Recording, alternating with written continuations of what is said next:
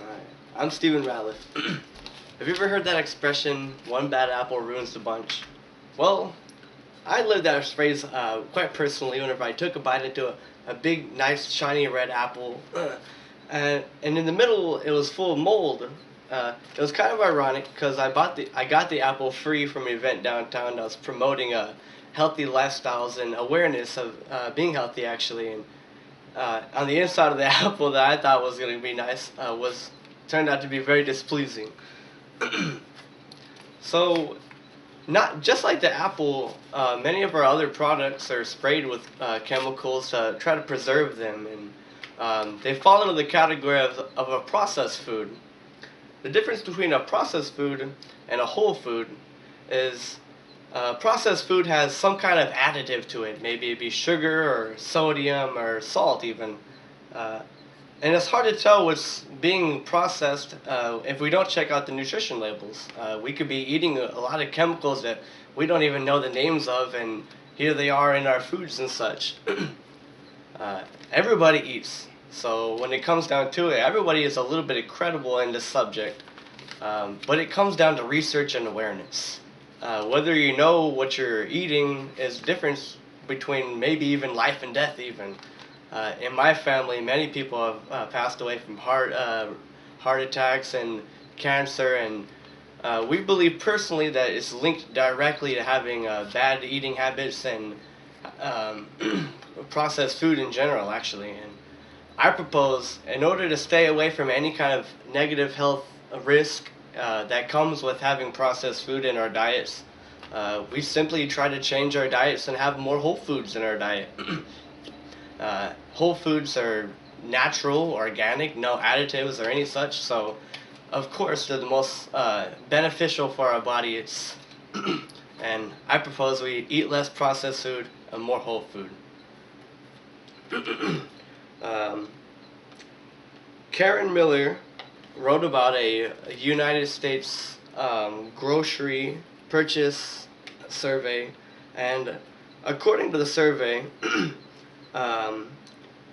a multi-year analysis of United States grocery stores purchases highly processed foods made up 60% of the calories in the foods we buy. Not only that, research found on average those processed foods are high in fat, sugar, and salt compared to the other products that were being purchased, the other 40% of the 60% of our foods that were processed.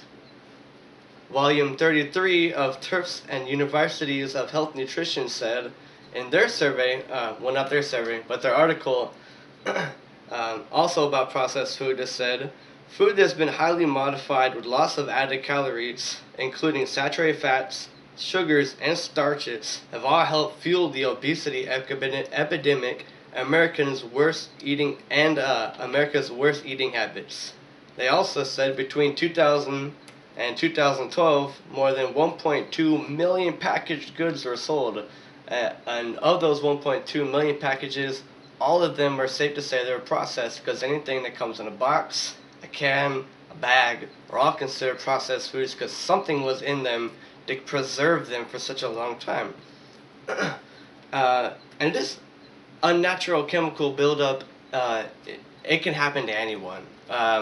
Whether you eat them or you don't is the only way to safely guarantee whether you're going to be at the same risks of having processed foods. Simply just don't eat them, actually. Matt Fitzgard wrote about processed foods in an article of his online, and he wrote, probably 85 to 90% of the degenerative conditions that plague us today, including heart disease, diabetes, and several cancers, either did not exist or were rare before the 20th century and are a direct result of nutrition and lifestyle mistakes. If your ancestors didn't eat something 5,000 years ago, you probably shouldn't eat it right now. And he makes a very positive and good point, actually.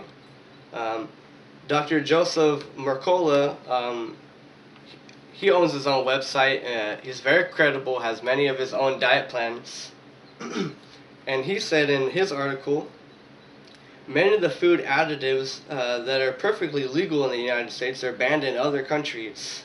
um, brominated vegetable oil, arsenic, and BHA and BHT. When foods are processed, not only are valuable nutrients lost and fibers removed, but the textures and the flavors are also lost, and it changes something from natural to something unnatural, which we will call preserved.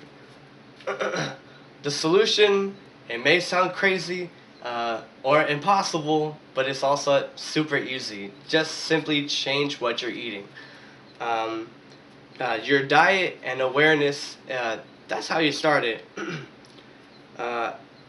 Dr. Brittany Chin is a dietitian, and she wrote on her page, I encourage my patients to focus on whole foods that are nutrient dense rather than processed foods that are energy dense.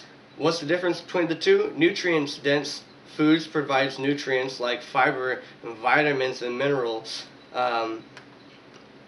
compared to processed foods, which have zero beneficial values, and they're drained of nutrients.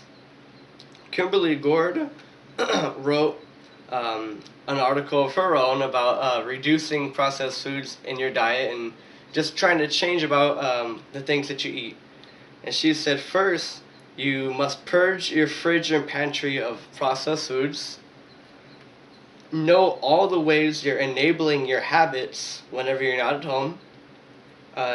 Dial down on stress. And working out decreases food cravings, compulsiveness, and emotional ups and downs. And those all come with changing from sugars and processed foods, because you get somewhat addicted to these chemicals that, even though you're not supposed to have, you get in your diet. In conclusion, I hope repetition has helped my point get pushed across that processed foods are unnatural, they're unhealthy, and they pose a threat to ourselves, our generation. A good way to start changing yourselves right now would be to maybe look through the things in your house and try to make a meal out of things that either aren't in a can or in a bag or in a box. And you see how challenging it is at first, but you'll realize that the food that you're eating will be more fulfilling, and it'll lead you to a more healthy lifestyle, and altogether you'll feel better as a human being. Thank you.